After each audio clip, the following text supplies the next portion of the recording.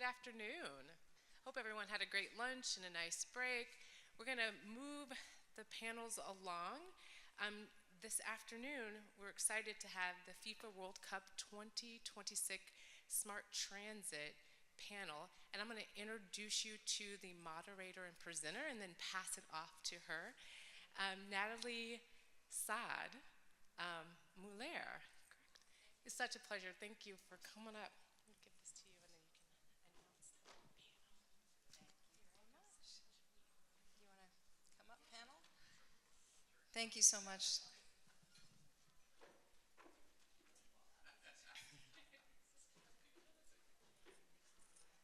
Come on up. Thank you. All right. Thank you very much for that introduction, and it's wonderful to be here talking about such a vital issue for our region. As you heard, I'm Nadia Mulaire with Boldyn Networks, and it's really an honor to be here representing Boldyn. We're going to have a really exciting panel today, so it's great to see a full room. Everybody's excited about FIFA World Cup coming to this region, right? It's a huge spectacle. It's one of the most watched sporting events in the world. So we're thrilled that it's going to have a big impact on our region. It's also a mega event that brings with it a lot of logistical challenges. Those challenges themselves lead to a lot of technological advancements that end up having long-term impacts for the region. So it's really thrilling to be part of this discussion today. Boldyn Networks is also really excited.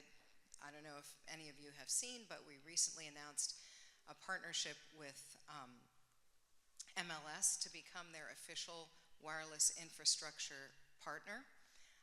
And that really makes our role here in facilitating this panel even more exciting.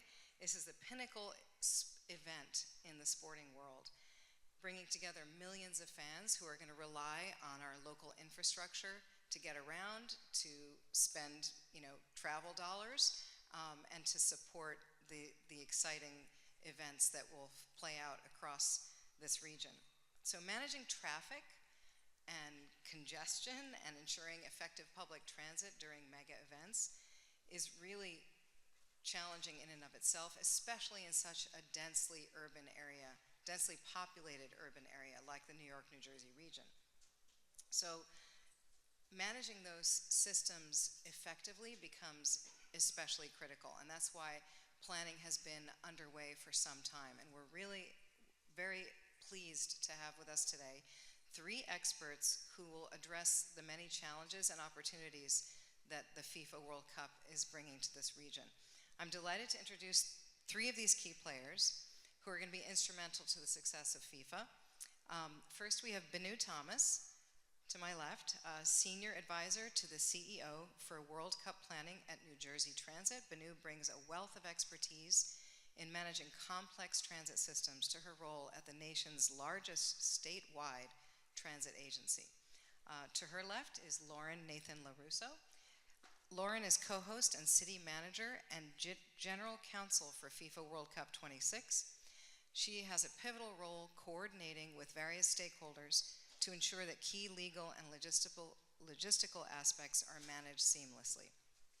And finally, we have with us today Ryan Mellow, Global Industries Team Lead, Computer Vision, AI, and Edge for Dell Technologies. Ryan is a leader in the field of computer vision and edge technologies, and his expertise will be invaluable in enhancing the technological infrastructure for the World Cup. So let's jump right in and get some questions for our esteemed panel. So let's start with Lauren. Lauren, can you share with us what is the biggest challenge that you feel you're facing in implementing smart transit solutions for a mega event like the World Cup in this region? Sure. Well, first off, I just want to thank you, Nadia, for moderating this panel, Boldyn and Smart Cities for hosting this important conversation. I am just general counsel of the host committee for New York and New Jersey, not all of the FIFA World Cup. But I have had the unique opportunity to be working on the bid for the World Cup and now hosting for the last 5 years. I think that from day one, in addition to security, the number one concern for us as a region was how to deliver safe, efficient, and enjoyable transportation to and from the matches and fan engagement. And I think the biggest challenge for us in thinking that is we are not only used to hosting big events here in New York and New Jersey, but this will be the biggest of our time. And how are we going to get the entire region to see it in that light? Because they do big things, they deliver on it, they're successful already. But how do we get them to understand the 1 million+ people that are coming and to do excellent delivery of service over the course of 39 days? In New York and New Jersey, we'll be hosting 8 matches, including the final. We will have regional fan engagement, and we will also be hosting a FIFA Fan Festival that will service the region and host up to 50,000 people over those 39 days each day. And so how do we think about getting the system to holistically work together and move people in a unique way? I think for us, challenges include the timeline, making sure that this is delivered on time and in 2026 in a way that showcases all of the agencies' resources and efficiency. And I think the way that we have tackled that challenge to make sure that we're ready is that this work started years ago. And we started thinking about, since the 2014 Super Bowl, ways in which the region could better deliver service. But I think right now our focus is on getting operational plans in place and doing in a way that we communicate well to not only the spectator, but the community at large. Great, thank you, and appreciate also the overview of the scope of the FIFA World Cup. Binu, let's turn to you. How will NJT handle the influx of visitors while maintaining consistent service for your existing commuters? Sure. I just want to, again, echo what Lauren was saying. Just want to thank you, Nadia, for putting this together and for inviting us to be on the panel. As far as New Jersey Transit and how we're going to be expecting the crowds. Obviously, we all know that World Cup planning is on the horizon, but yet we still have to service our New Jersey customers. So there's 1 million customers that come in and day out trying to get right through our system. So we are in the process of developing more communication, more viable suites of communication. We have to make sure that we have real-time information. We're working with different groups, different agencies to ensure that we have a full product. Again, going back to what Lauren was saying, we have things that we're working through inter-agencies to make sure the plan actually works. We're going to increase our ridership as far as our strategies, transportation. We're also in the process of undergoing a big project right now which is the Secaucus Meadowlands Transitway, which is huge for us. So our launch date is for FIFA 2026, which is a bus route that's going to be alongside with our regular system. So this is going to now take that increase of flow and be able to now be utilizing a bus route for that.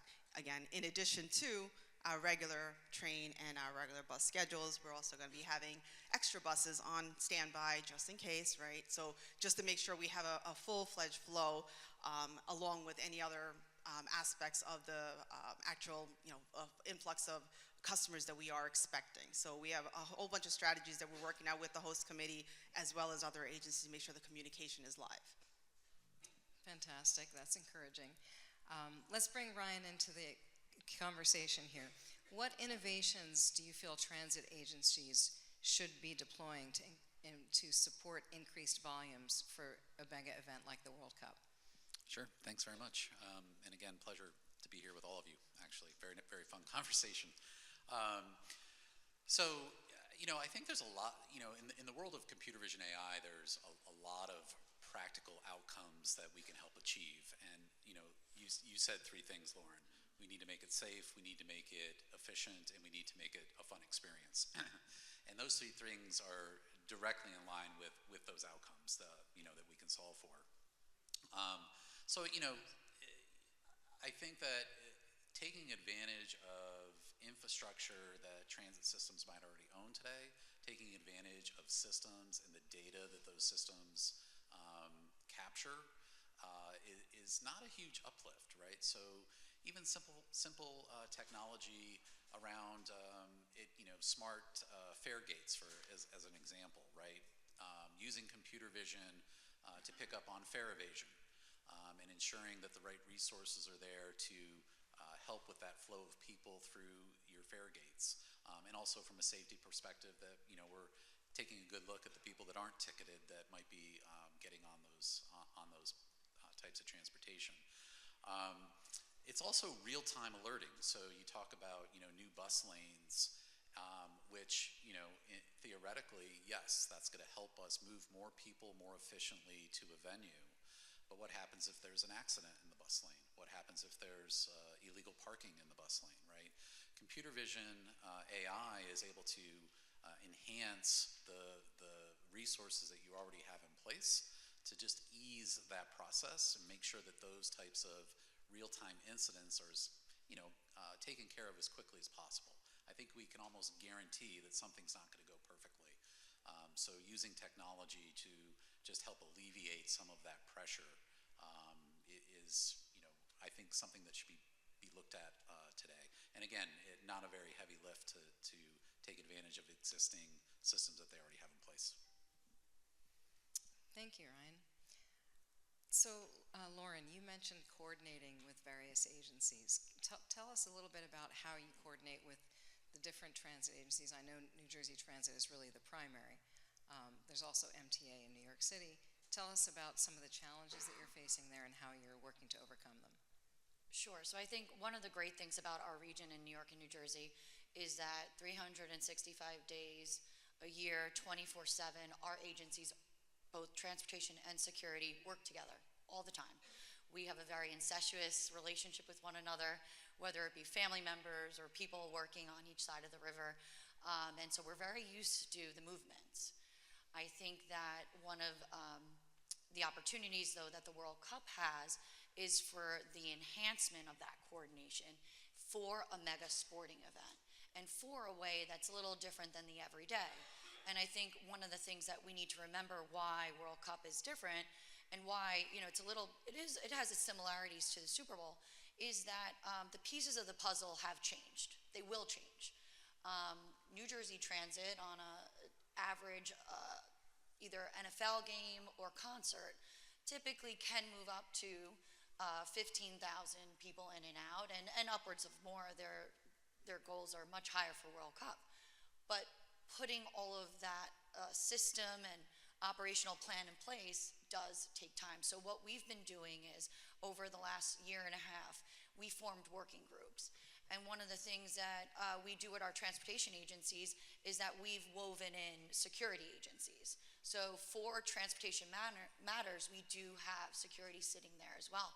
Because you could have the safest event, but if it impacts the transit operations, it winds up not being a success for the spectator. And so we've been working very hard with all of the agencies, both not only in the state of New Jersey, but in the city of New York and the state of New York, as well as our federal government, to all be seeing the same vision, to make sure that we're one team, one fight here, and that we all check our egos at the door, and that we're here to deliver for each other, not just MTA getting them to Penn Station and then they drop off and leave. It's MTA understanding, okay, the movement then that needs to go to Penn Station, to Secaucus, to then the Meadowlands. It's getting the NYPD to understand the operations at the stadium because they're all feeders into, and reverse on the way back. So for us, from an organizational standpoint, we have needed them to be on the same page and to also get to know and enhance their communications.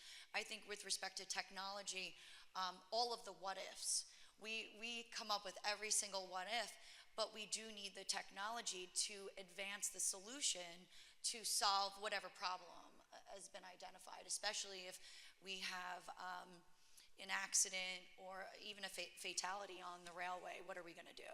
And to use technology to identify that quickly and then move people, human resources, as quickly as possible is our goal, is to make sure that we know that it's going to be a bumpy road, nothing's perfect, but how do we use technology to make our response more efficient? Great, thanks for that explanation. Binu, I know that you talked about various, the new Secaucus Transitway that's coming into the picture. How are you going to handle kind of dynamic changes in requirements for moving passengers? For instance, you've got the games at the Meadowlands. There's also a fan location elsewhere for fan events. How are you going to manage that dynamic flow of ebbing and flowing of the volume? So right now we have, in New Jersey Transit, we have an internal OEM department, which is our Office of Emergency Management. That's within our PD, so a New Jersey Transit Police Department, and their primary position for any type of a big event is really this, is to ensure that there's crowd control, is to see real-time information to ensure that they can see any diversions, any type of things that take place out of the ordinary. They're going to have, when it comes to any type of big events, they always have a person or a representative from each department that's staged in this room, like their control center, that's staged there. So if an event happens, they communicate with each other to say, hey, we need to shoot another bus over, or we need to take that train out, put another train in, et cetera, et cetera. Of course, there's always, going back to technology, there's always the little things like wayfinder signs and things of that nature, especially when we know we have a World Cup of foreigners coming in, bilingual or, different languages, to set that all out. But all in all, when we have our PD that's coordinating all these efforts from behind the scenes, we're also partnering up with state police. Our goal is, after certain parameters, our goal is to make sure that there's some type of partnership with state police as well as the New Jersey Transit Police to be there on each other's side. I know there's one thing that I was thinking about actually when Ryan was talking. I think the best thing, or at least a challenge, or I don't even want to call it a challenge, but maybe it's something that we want to think about, opportunity, there you go, that we want to think about is how do these systems talk to each other? It's something that I'm curious about because, we're going to be dealing with the airports, right? We're going to be dealing with different aspects of the rails or buses or, charter buses versus internal buses. How do these systems talk? And I think that's something that we have to really dive into a little deeper to see how we could make sure that this is the best experience that all our customers are going to experience internally and versus outside folks that are coming in for FIFA. Great. Ryan, I know you touched earlier on possible applications for computer vision with transit. Can you talk a little bit about AI predictive modeling and what role that could play in helping cities anticipate crowd surges? Yeah, sure. That's a great question. We're starting to see a lot of interest around digital twin technology. So creating, a digital environment of your train station or your bus depot, the venue itself, the roadway access that you would be taking. And what's interesting today is that you can take those digital twins and you can apply AI into them to simulate things that you wouldn't necessarily have vision into previous. So you can take historical data, for instance, at a typical train station or bus station as an example, and use that data to simulate, okay, what does it normally look like on a day-to-day in our region, right? But then simulate, okay, we're expecting X number of people based on information from other events, even other FIFA events that have happened previous. What can we expect? And then apply that information to the digital twin and see how your plan works, right? So it's really giving you that advantage of predicting how it's going to operate and getting ahead of the potential issues that you see based on the information that spits back out, essentially, right? Now you take that historical data and you take your plan, but then you have the day of the event. And again, I go back to, we can just assume that something's not going to go quite to plan. And that's where all of the real-time information comes in. So, helping to alleviate the alerting factor that, our law enforcement agencies are going to be responsible for. Using AI, using that computer vision to make that job easier, make that response time faster, to help the flow of the people continue the way that we expected it to happen. So I think that, really from a predictive standpoint, we're probably in the best place we've ever been technologically to be able to really take a look at how things are going to work once, the environment changes. I was just going to piggyback on that. I think we talk a lot when we are planning about readiness, and the tools that Ryan was just explaining about help us ready and help us make sure that if this is the first time we're trying something new, that we can practice it, work out the kinks, and also get ahead of a real-time situation so decisions can be made quicker. And so it's so helpful for the boots on the ground planning, folks that have been doing this for 30 plus years, to have this technology now just makes them that much better. Yeah, I agree, and I think the other advantage of some of these technologies is this isn't just for FIFA World Cup, right?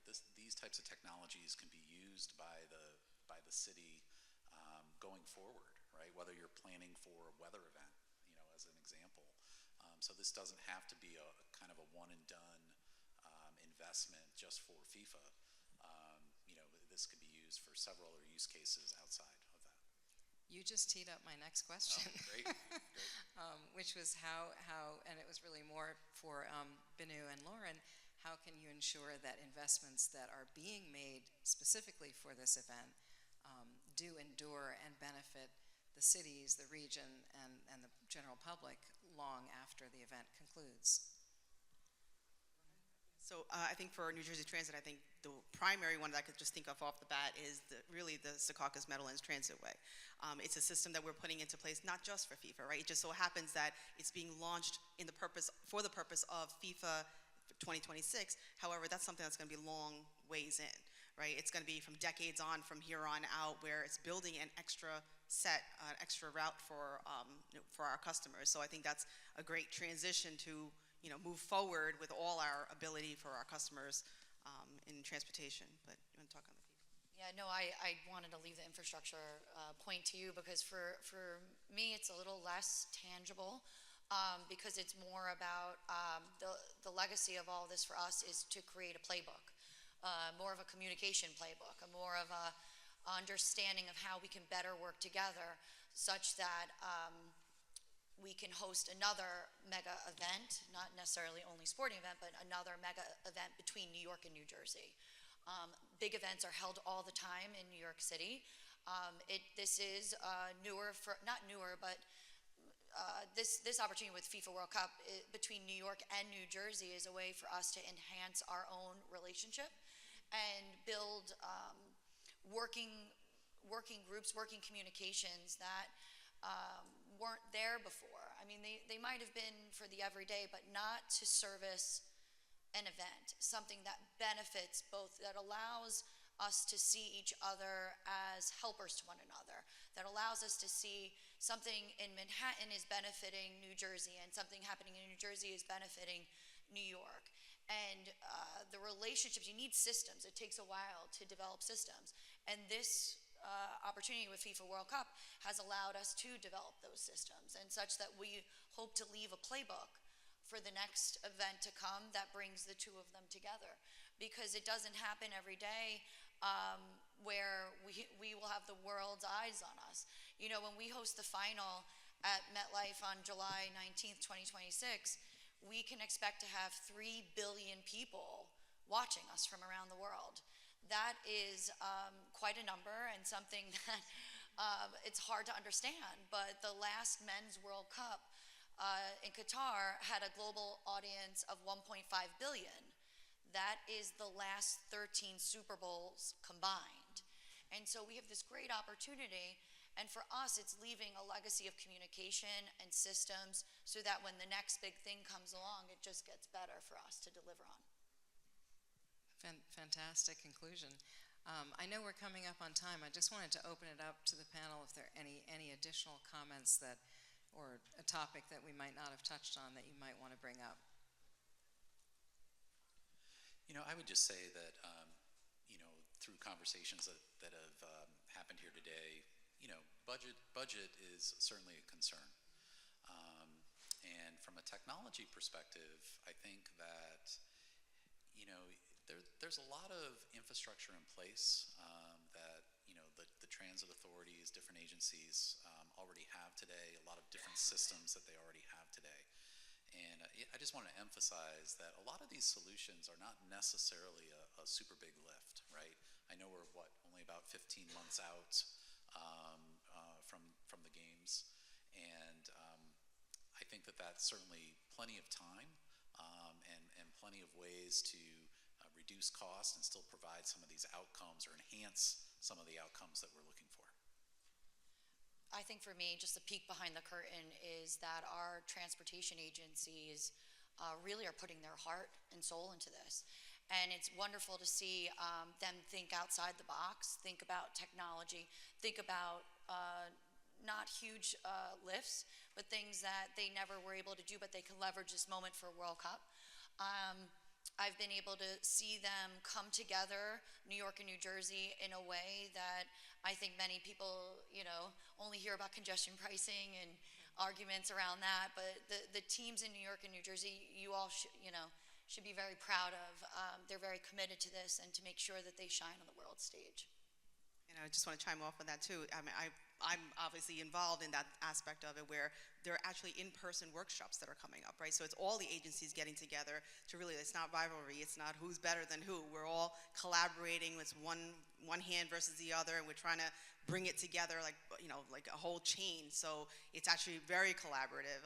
Everyone's putting their 2 cents in, and not negative, right? We have our arguments, but it comes up in a productive conversation where we are thinking outside the box. So thank you for that. But because there is a lot of that going on, there's things that we haven't been looking at for years that we're looking at now, and we're thinking, hey, we should have done that a while ago, not just for FIFA, right, but for everything as a whole. And speaking of technology, exactly, right? So there's so many things out there that we don't have it, right?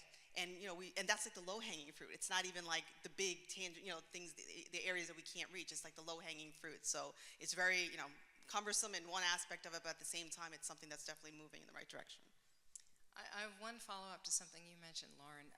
You said that the projection is for 3 billion people to be watching the final. What are some of the projections for how many visitors are going to come to this region to experience it in person? Sure, I'll start to spit some data. Okay, so there's about 104 matches that there are 104 matches that will take place over 6 weeks. In our northeast quarter of Boston, New York, New Jersey, and Philadelphia, we will host 21 of those matches. Because of that, we will drive tourism here, not only because we're a great city and a great region to visit, but because folks can see, they can follow their team a little easier. And I think that we want to make the most of that opportunity, and we want to actually anchor people here. So we know the MetLife Stadium can only host 80,000 people per match. That's a little over 650,000 people, but we have projected over 1 million people to just come to this region. And we'll probably, I think that's a conservative number, simply because we are a little bit of a hub. We're like a cluster. And I think that we have to be ready for that influx plus. We're projecting about 1 million, but I think it's going to be even higher. We work very, very closely with Philadelphia and Boston. We call ourselves the corridor based on the actual corridor. And I think that for us, we are trying to get ahead of what we will know will be, millions of visitors to our region. Fantastic. Well, I know that I'm sure everyone in this audience is excited as I am about the FIFA Cup coming here, and hearing all of the preparations and the insights that you're bringing to bear in preparing for that gives me a lot of confidence that it's going to be pulled off in a very smooth and effective way, and most of all, a safe way for all of not only for all of the visitors, but for the residents here who are also going to participate, and frankly, all the employees of the transit agencies who are going to be dealing with all of this additional influx. So it sounds like we're well on our way to being very prepared for a successful spectacle of sport. Thank you so much. I know we're at time. I believe we're at time, Love, is that correct? Okay. Well, thank you so much. This has been a terrific panel, and I appreciate everybody attending. Thank you.